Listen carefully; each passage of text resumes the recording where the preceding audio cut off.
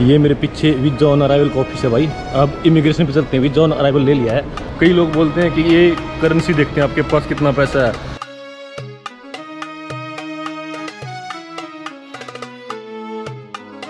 मैदान सिटी से एयरपोर्ट जाने के लिए आपको गवर्नमेंट ट्रांसपोर्ट नहीं मिलेंगे, आपको ऐसे ये देखो प्राइवेट बसों के लिए आना पड़ेगा और ये लेंगे तकरीबन 40,000 इंडोनेशियन रुपया।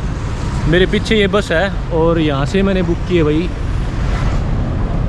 गवर्नमेंट बस नहीं है भाई, सारी प्राइवेट बस हैं। आपको इन्हीं में जाना पड़ेगा, प्राइवेट बस में। एयरपोर्ट पे उतारेंगे। आपको मैं बताता हूँ मैदान से एयरपोर्ट का कितना टाइम लगाती हैं। एयरपोर्ट की दूरी यहाँ से एयरपोर्ट की दूरी है यहाँ से 27 किलोमीटर 27। और ये है बस।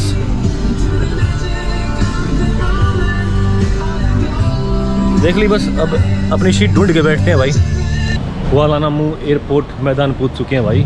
एंट्री करते हैं, बोर्डिंग पास लेते हैं, फिर इमिग्रेशन करते हैं, फिर आपको मिलते हैं। आपको मैं इस वीडियो में दिखाऊंगा इंडोनेशिया से मलेशिया मैं जाऊंगा बिना वीज़ा के। मेरे पास कोई वीज़ा नहीं है, मैं वीज़ा ऑन अराइवल लूँगा। सारी प्रोसेस आपको समझाऊंगा। एक बार इमिग्रेशन क्लियर करता हूँ, आपको बताऊँगा कौन से डॉक्यूमेंट इमिग्रेशन पे ये लोग मांगते हैं। चलो अभी बाय बाय, मिलते हैं थोड़ी देर में। बैग शैग सब चेक हो चुके हैं भाई। इमिग्रेशन भी क्लियर हो चुकी है। इमिग्रेशन में एक सवाल भी नहीं पूछा गया, खाली पासपोर्ट देखा, बोर्डिंग पास देखा और बोला जाओ। सवाल का डॉक्यूमेंट भी नहीं चेक किए भाई। फ्लाइट रिटर्न फ्लाइट टिकट या कोई भी टिकट किसी तरह की ये भी नहीं पूछा। मलेशिया का वीज़ा वगैरह कुछ भी नहीं पूछा गया। जहाँ से मैं बोर्डिंग पास ले रहा था वहाँ पे मुझे ज़रूर पूछा गया था कि वीज़ा, तो मैंने बताया वीज़ा ऑन अराइवल लूँगा। उसके बाद कोई भी दिक्कत नहीं, कहीं भी नहीं। इमिग्रेशन पे तो बिल्कुल स्मूथ थी। ऐसी स्मूथ इमिग्रेशन हर कंट्री में होनी चाहिए भाई इंडियन के लिए। थोड़ी देर में यहाँ से फ़्लाइट उड़ेगी, मलेशिया पहुँच जाएंगे। मलेशिया पहुँच के आपको मैं सारी डिटेल देता हूँ वीज़ा ऑन अराइवल के बारे में। निश्चिंत रहो, बिना चिंता के रहो। मिलते हैं मलेशिया एयरपोर्ट पे। एसी ज़बरदस्त है भाई। ये देखो भाप आपको दिखती होंगी। एसी में से भाप निकल रही है, जैसे फ्रिज में निकलती है ना, फ्रिज खोलते हैं वैसे एसी से भाप निकल रही है, ज़बरदस्त वाली। आपको ये बता दो फ्लाइट कितनी कंफर्ट है। ये देखो आप ये दोनों पैर बिल्कुल टच हैं भाई, जगह नहीं है। और सीट पे बिल्कुल सीधा होके बैठा हूँ मैं, पर मेरी जेब के लिए बहुत कंफर्टेबल है। मुझे सस्ती मिली, मैंने बुक कर ली। कंफर्ट डज नॉट मैटर, जेब मैटर। ठीक है भाई, money matter, comfort does not matter. Okay, पहुंचते हैं मलेशिया, उसके बाद आपको मिलेंगे। कंफर्ट मैंने आपको बता दिया, कोई चक्कर नहीं। 1.5 या 2 घंटे लगेंगे शायद, पक्का मुझे पता नहीं। जितना भी लगो पहुंचा देगी। बाहर बारिश हो रही है भाई, आसमान धो रहा है, हम जा रहे हैं। आप ये सोचते होगे मुझे हर फ्लाइट में विंडो सीट कैसे मिल जाती है। भाई कोई नहीं पूछने वाला, आपको बता दूँ मैं। जो सीट खाली दिखती है आपको विंडो साइड, उस पर जा बैठो। कोई रोने धोने वाला नहीं, नो वरी, कोई प्रॉब्लम नहीं। फ्लाइट लैंड हो चुकी है भाई और ये अपने पहले कदम मलेशिया में।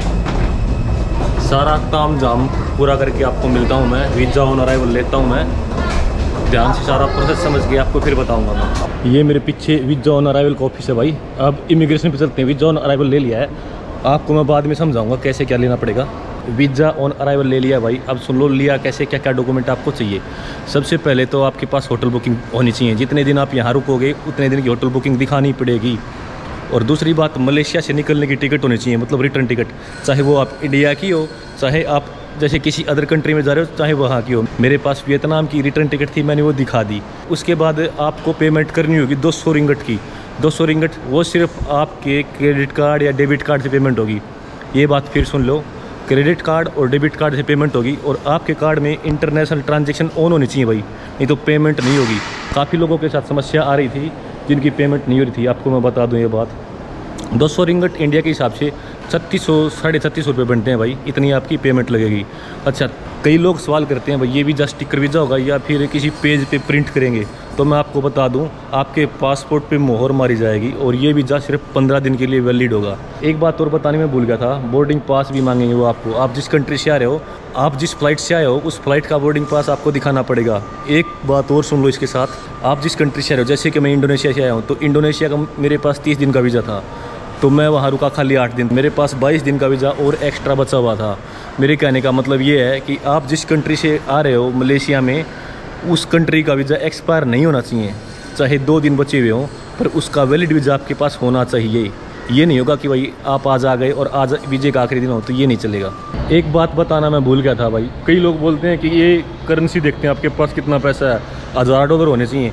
देखो भाई मेरी बात सुनो, मेरे से तो उन्होंने एक पैसा भी नहीं देखा, ना मेरे से पूछा आपके पास कितने पैसे हैं। तो होगा ये रूल मुझे पता नहीं, बाकी मेरे से इन्होंने कुछ भी नहीं देखा भाई।